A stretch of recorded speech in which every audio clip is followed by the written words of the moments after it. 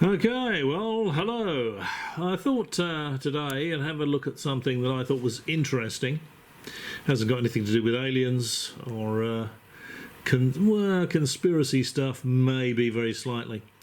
And that was that back in 2008, I think it was October the 7th, 2008, there was an Airbus A330 flying from Singapore to Perth in Western Australia. And when it got to around the northwest tip of Australia, the pilots lost control of it. The automatic system basically locked the pilots out.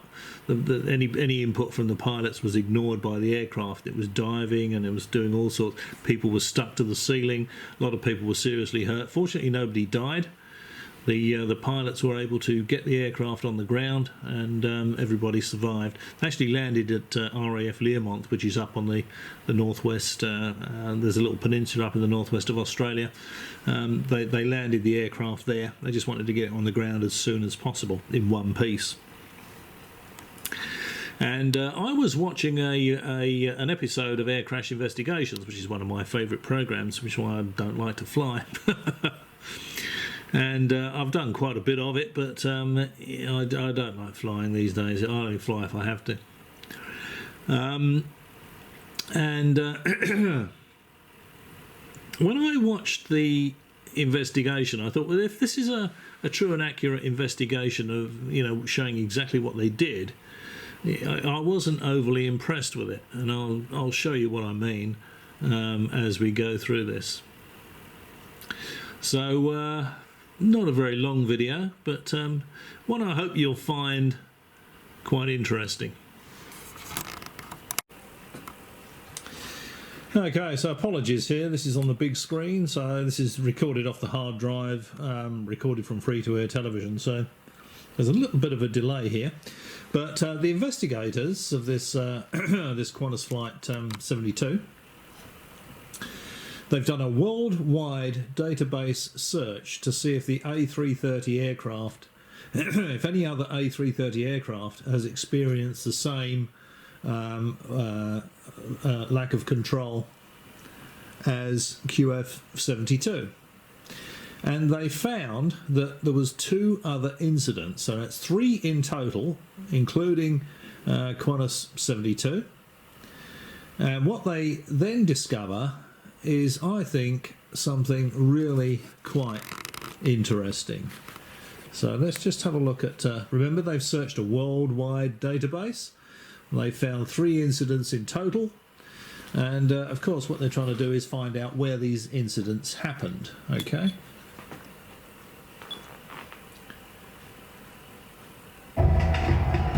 Investigators now wonder if some unknown factor on the ground could have caused the dangerous Adaroo failure.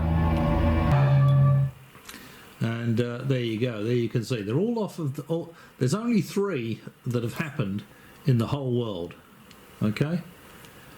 And they're all around the northwest of Australia. Now, we're going to be having a bit of a look at what might be the potential cause of this. Okay, a bit clunky this, as I say, it's on the hard drive recorded from TV.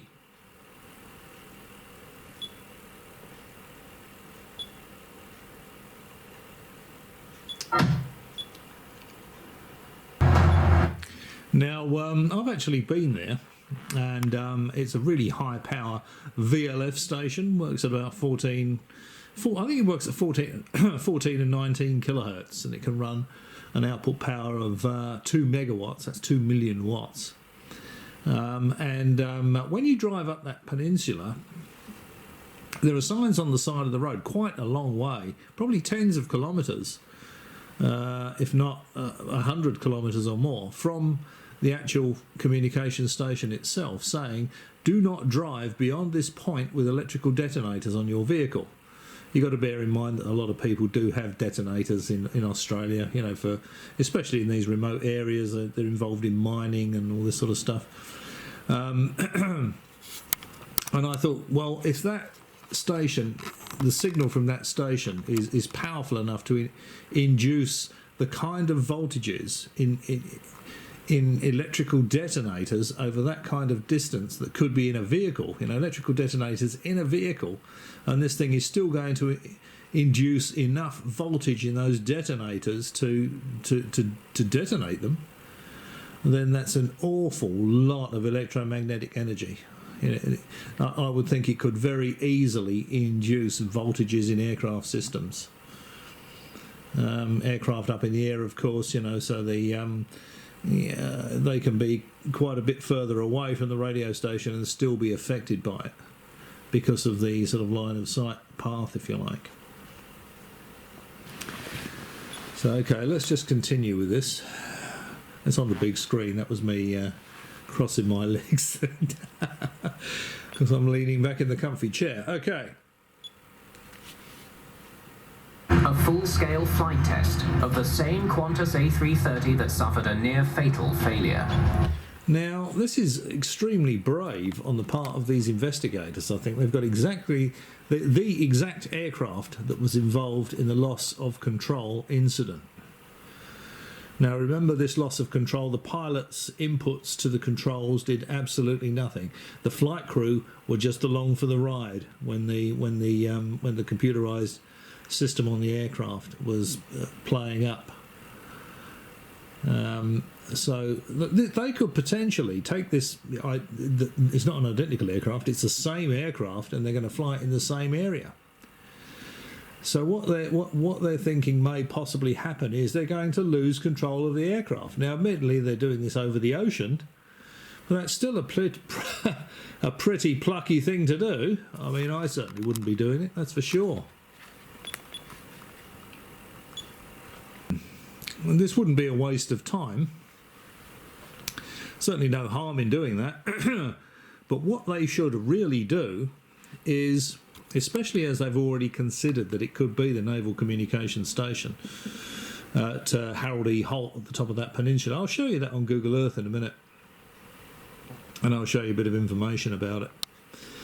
But what they should have done is... Now, it's a military base, although, if it's going to kill hundreds of civilians, you'd think they probably would cooperate.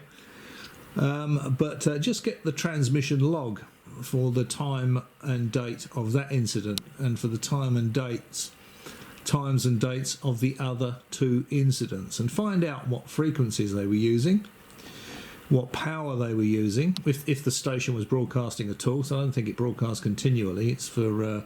sending messages to submerged submarines. I can't imagine that it's running 24 hours a day. Probably has the potential to, but they can't be messaging all day, I wouldn't think. But if it showed in the logbooks that they were using a particular frequency at a particular power level and a particular mode of transmission on all three occasions where these three aircraft were affected, I would think that would be a huge red flag. Now, these investigators didn't do that. They flew up and down in the same area with the same aircraft. They turned their cell phones on and they're monitoring the electromagnetic environment. But they don't know that the communication station, the Harold E. Holt communication station, is actually transmitting anything. It might not be transmitting anything at all. So really what they need to do is get the logs, find the frequencies, the power levels, the modes of transmission that were being used at on those times and dates, and then get the naval transmitting station to exactly replicate those conditions, those power levels, those frequencies, those modes of transmission, and then fly around in the same area with the same aircraft and then see what happens. So I think if this is what they've done, I think the investigation could have been considerably more thorough.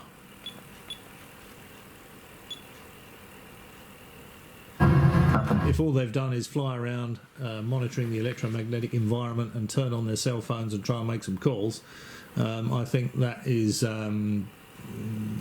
inadequate, to be perfectly honest.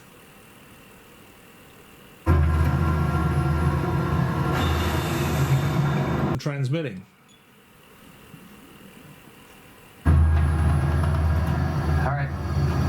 Is the equipment capable of looking at VLF signals? I haven't got any technical info on the equipment they're using there. But you would think they'd be smart enough to use the right sort of gear. But then again, you would think they will be smart enough to get the logs from the radio station.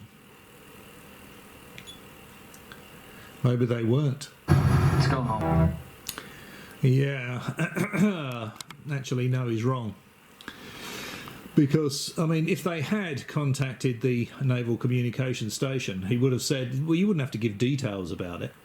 He wouldn't have to say what the frequencies and what the power levels and what the modes were, but he could have said that we contacted the submarine communication station. We got them to duplicate exactly what they were doing on those times and dates, and we found nothing happened. But they didn't do that, so they have not exhausted everything they could do to try and find the cause of this problem. This nearly killed something like 300 people. There were quite a few people seriously injured as the plane dived and they were stuck to the ceiling and all this sort of stuff. So they were very, very lucky to survive, to get the plane on the ground. They actually landed the plane at Learmonth, RAF Learmonth, which is a RAAF base up on that little peninsula in northwest Australia, not too far from the communication station. So I'll show you that on Google Earth. Okay, so here we are on Google Earth. Here's Australia, of course. And the 3 aircraft incidents, one was right there, one was there, and another one was down here. Now remember, these are the only 3 incidents of the A330 aircraft going haywire and the pilots having absolutely no control over the aircraft. When they searched a global database, the only 3 times it happened were just there, and there. So on the whole planet, and that was where the only 3 occurrences of this happened. Okay, so let's zoom in on this area. Now, right at the tip of this little peninsula here, this is about 80 kilometres here. And when you drive up this peninsula, even sort of here, I'm pretty sure it's tens of kilometres from the actual radio station itself. There are signs at the side of the road saying, do not take electrical detonators beyond this point.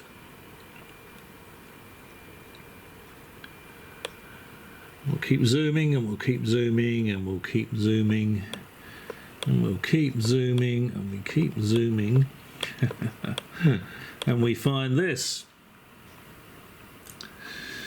Now this is the Naval Communications Station, Harold E. Holt.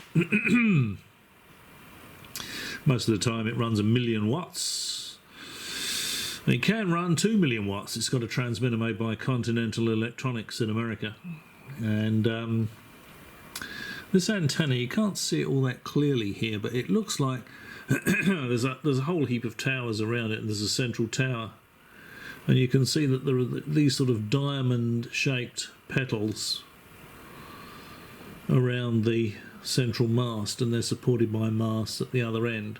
It transmits on can transmit on a few frequencies, but mainly it uses 19.8 kilohertz. So it's VLF, very low frequency. This antenna is called a trideco antenna.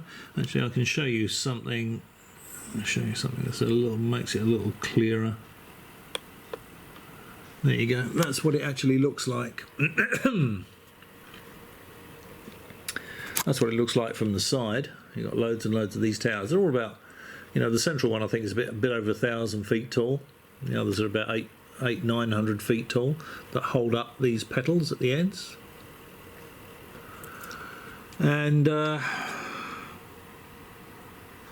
as I say, it's used for communicating, sending messages to submerged submarines. I don't know if you can actually see that there. It's not focused very well. It might be slightly better, but I don't think it's a coincidence that those 3 incidents of the Airbus aircraft completely losing control and the computerized systems going haywire, the only 3 incidents that have ever happened have happened around the northwest part of Australia, and this thing is sitting there. I don't personally think that's a coincidence. And as I said earlier, you know, if this thing can induce the sort of voltages that are going to set off electrical detonators tens of kilometres away,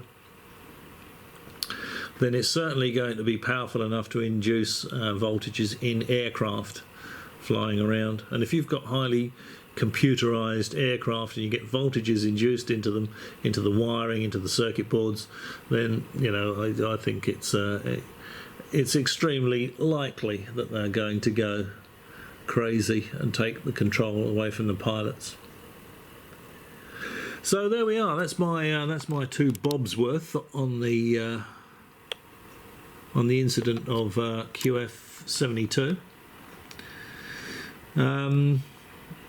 So the Naval Communications Station, Harold E. Holt, and what I think the investigators should have done.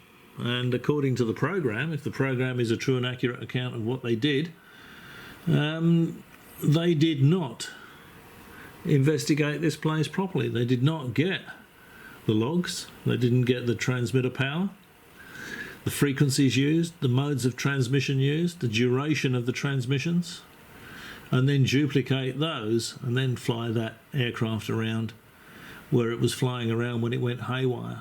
And I think that would have been a much better test than flying around looking for electromagnetic interference when they don't know for sure the station's even transmitting anything, and then turning on their mobile phones, you know, and trying to make calls with mobile phones. Not much of a test, in my opinion. Alright, well, as always, hope you found that interesting.